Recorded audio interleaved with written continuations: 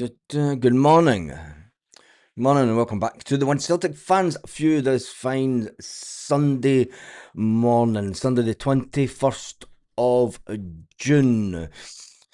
Celtic players return back to training on Friday, some of them. Sunday, it's going to be interesting to see what players do return back to training. Whether Rio Hatate will be back in the building, whether Arne Engels will be back in the building, because it's seemingly Arne Engels is deciding that he's going to decide his future before Celtic return back to training, which is this week. Let's jump onto Instagram, because there's a couple of interesting things happening on social media that might give us a hint to the future of some people. And let's go into this screen. Alex Oxlade-Chamberlain, obviously he just got married recently, and there's him and his wife looking amazing, and Alex Oxlade-Chamberlain still has himself with a Celtic top on. Well, I think Alex Oxlade-Chamberlain may actually be one of the players that Celtic will retain in the next season. Going to look at Paulo Bernardo. This is an interesting one. Well, we know that Paulo Bernardo has not had a lot of time at Celtic. I'm going to have to go back to the beginning of this, aren't I? Come on, Paulo, get it back to the beginning. Oh, look at this. What's with this little signature? What is with this little signature thing in this? Does this mean that it was just a case it was a done deal? Paulo he's signed up to train with this football coach over the summer period before he returns to Celtic? Or is it a kind of way for telling other clubs that Paulo is looking for a new club? Paulo Bernardo is one of the players that he plays in the position that Callum McGregor plays. He plays in the position that Alex Oxlade-Chamberlain plays.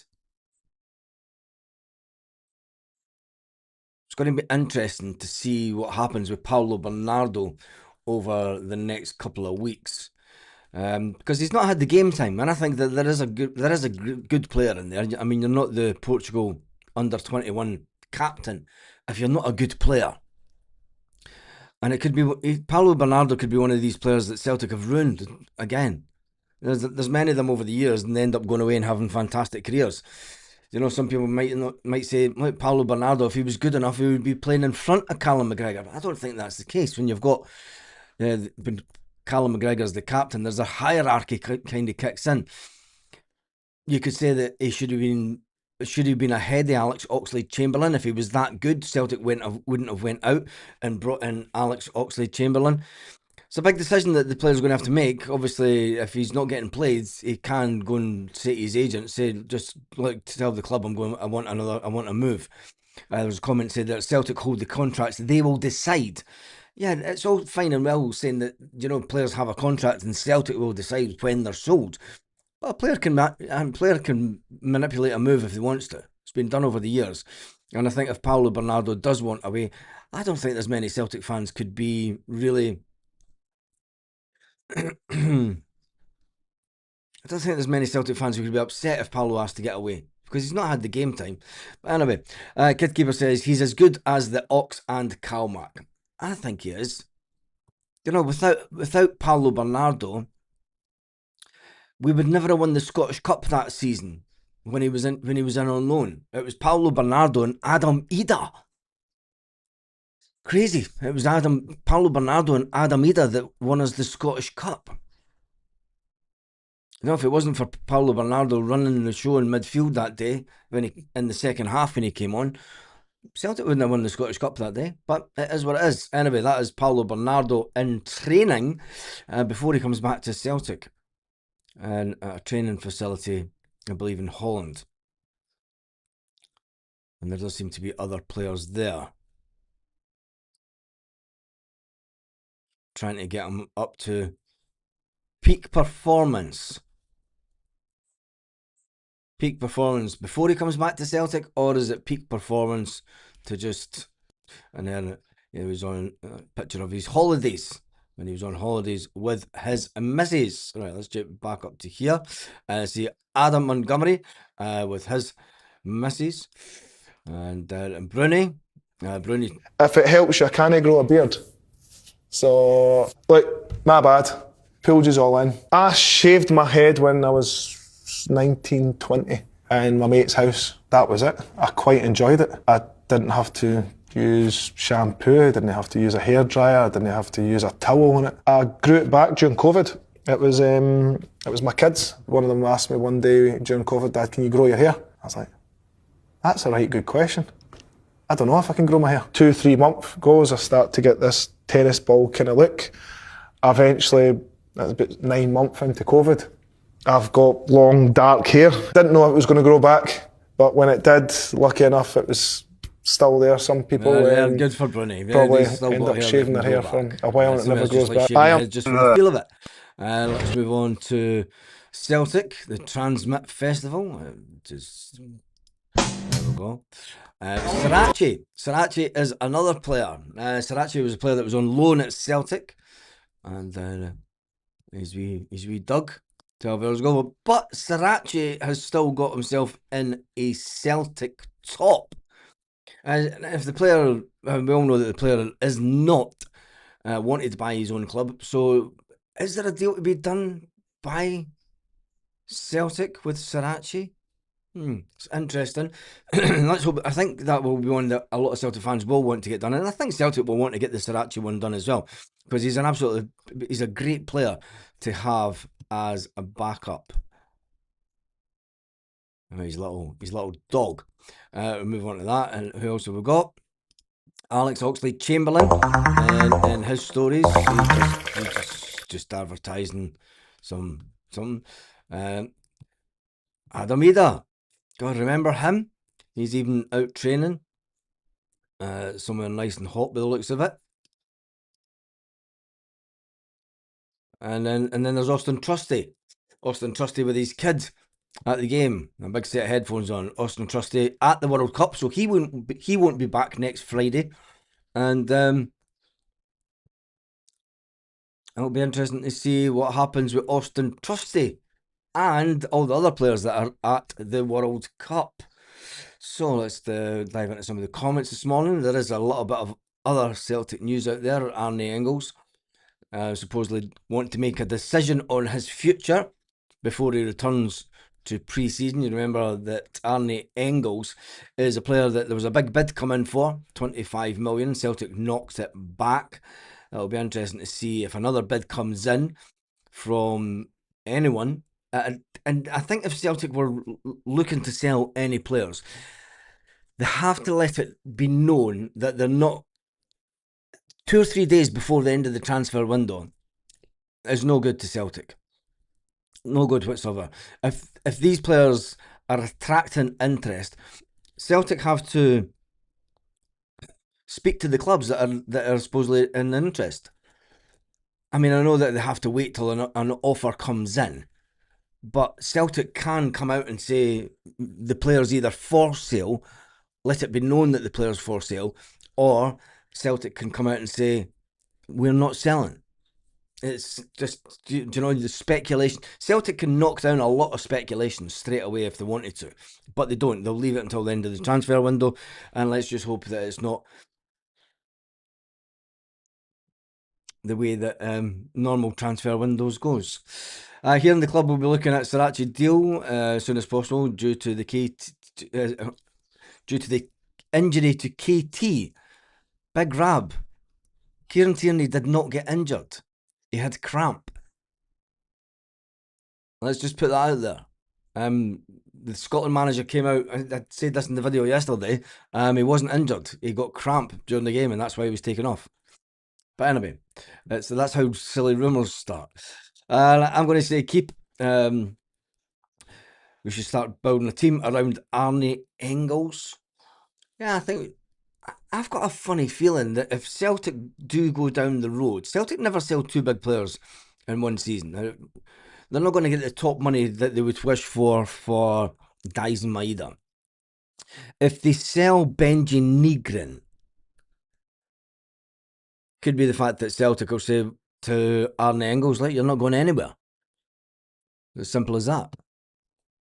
Does that give Arne Engels any room? I mean, he's got a contract at Celtic. Will his agent turn around and go, well, let's rewrite the deal. Let's put a year's extension on it and get a pay rise. Because let's face it, if we had pushed through and we wanted, the player turned around and said, look, I want to go to Nottingham Forest in the last transfer window, which he didn't. He didn't spit his tummy out and say, I want to leave the club, I want to take this offer up. You know, he stood by the club. It could have been really easy for Arne Engels to jump ship at that time as well, especially what had happened at the beginning and sort of up to the middle of the last season. Brendan Rodgers, Martin O'Neill, Wilfred Nancy. Martin O'Neill comes back in. Any player that had a bid of 25 million would have been well within their right, really, to go, this has been a shit show. Look, there's that offer sitting there. I want to go. Simple. I want to go. Are the club going to keep an unhappy player? They've done it before. They've done it with Daizen Maeda and Rio Hatate. And maybe that's what's wrong with the club. There doesn't seem to be any coherent transfer policy, is there? The silence is deafening coming from Parkhead. Utter shambles as usual. Hold on to an unhappy player. Celtic have done it many times. As long as it doesn't sulk, we should keep him. Talking about Arne Engels, I think if there's a scenario that could play out that you could get more money for Benji Nygren, I can't see Celtic selling two midfielders in the one season.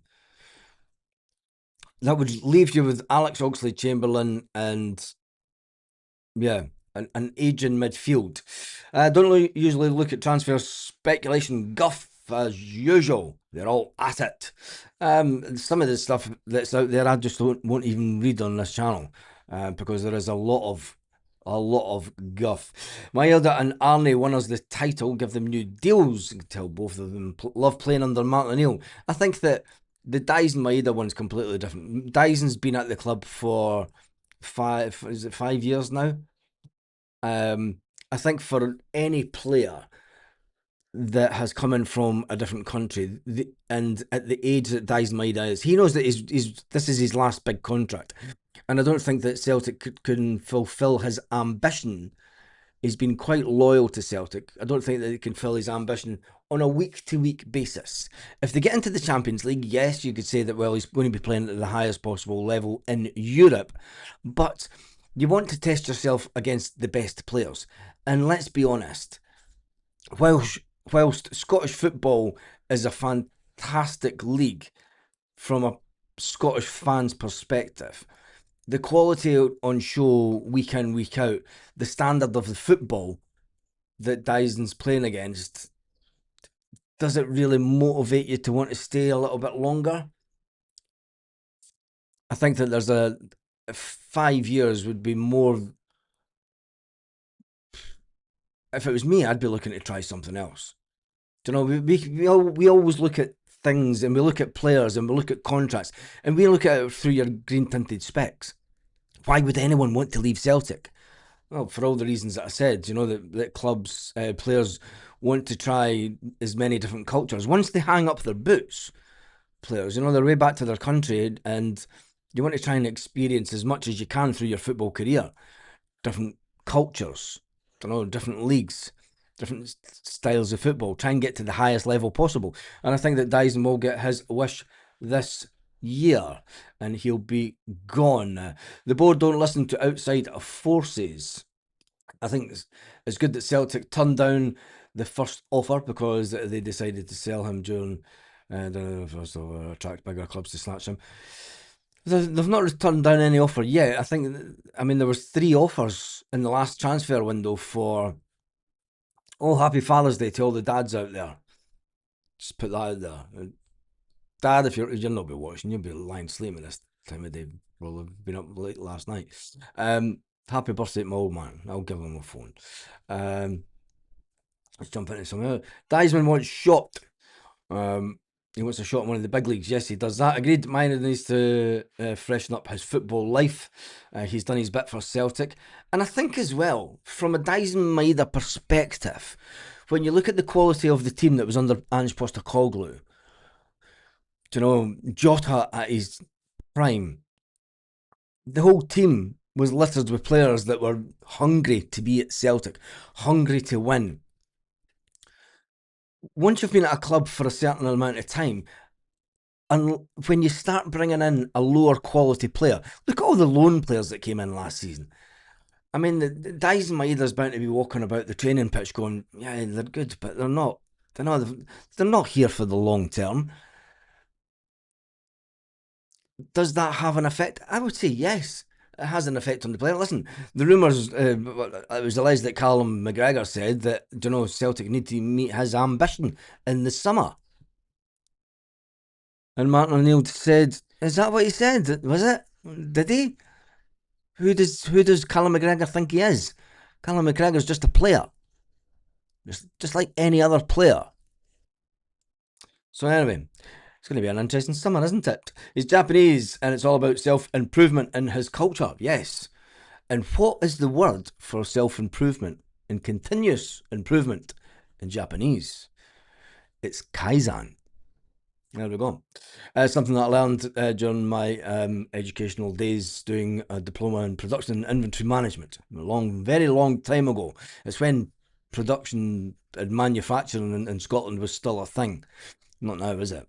You can tell how long ago it was. We need a complete rebuild. Yes, we do that. If there are any player at Celtic wanting away, get them out, as they ain't going to give Celtic 100%. Players leave for more money. No more loyalty in football. I don't think there's ever been loyalty in football, to be honest. Clubs. It's an interesting one. No more loyalty in football. Where I watched a game last night where one team spent £18 million. And this is putting it into perspective, by the way. This was a lower league team in Spain. One team spent £18 million, €18 million, sorry, to get into La Liga. And the team that won, get this, the team that won the game last night spent €375,000 in transfers last season. Every player came through the academy. Maybe Celtic should send people over to Malaga, because Malaga they've pulled off one of the biggest fairy tales in football. 375 grand spend to get into La Liga. It's an unbelievable story. From being away down in the third division to rebuilding with a youth system only and getting right up there. Unbelievable. The board's now to get as much money for the outgoings, get the Champions League qualification with 8 high quality signings and a few others. Well, what is a high quality signing? Perhaps my dad's present to make them look like fruit. It's just clothes and a water bottle. There you go. Anyone spoiled Celtic's transfer carrier pigeon? It's been missing a few weeks now. Martin was right to call out Cal. Yes, he was. Kaizen Maeda. I know. Kaizen Maeda. How weird is that, isn't it? Maeda won't make it in a bigger league. Look at Kyogo. I think that Dyson Maeda and his pace is better suited to certain European leagues, but we'll wait and see. Paul Baird is in the house. Talking about Paul Baird, I want to just give a little shout out to the other Paul on the channel, Irishman in Porto. This was his view last night, yesterday. No, this was his view. He didn't get to see any football. The Germany game was it, and he was stuck in the media room. So a big shout out to Irishman in Porto, who was that was his view of the game. It's a hard life being a cameraman at the World Cup, isn't it? Malaga have always brought through youth players from the academy. Yeah, but the way that they had to do it this time has been. I just think this story is unbelievable, and the town went absolutely bonkers last night. Honestly, my throat is still sore from what a night I had last night. Honestly, it's it was interesting. Uh, a first team starting signing like Arnie or Kyogo was. Hmm. Well, Alistair Johnson attract a big bid. Depends what a big bid is for Alistair, isn't it? Um, I don't really want any of our World Cup players to be bringing in bids, but you never know what will happen. Anyway, Tottenham have been linked with one of our World Cup players as well. Just shows you. Right, I ain't staying on long this morning because my throat is absolutely killing me after the exploits of last night. It's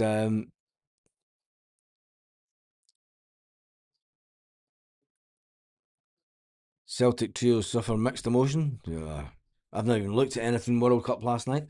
Um, did the hand of God make a sneaky appearance yesterday, or was that just a suspicious woman? Uh, you need to remind me what that one was about.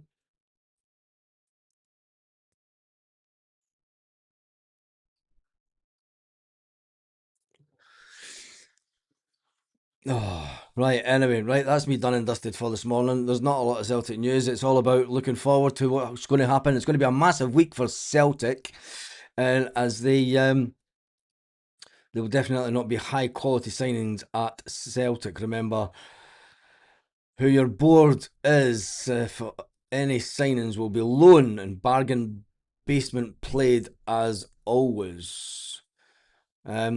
AJ and Robbo for Spurs down the wings. Don't say that. That would really just suns out, guns out. Says Michelle. My video, the video on the other channel, maybe. Yes, it could be. Anyway, right, that is me done and dusted for this morning. I'm away to get some more coffee, and yeah, I've got some work that I need to do this morning. So have a fantastic day, Celtic fans, wherever you are, all around the world, and happy day to all the dads in the chat.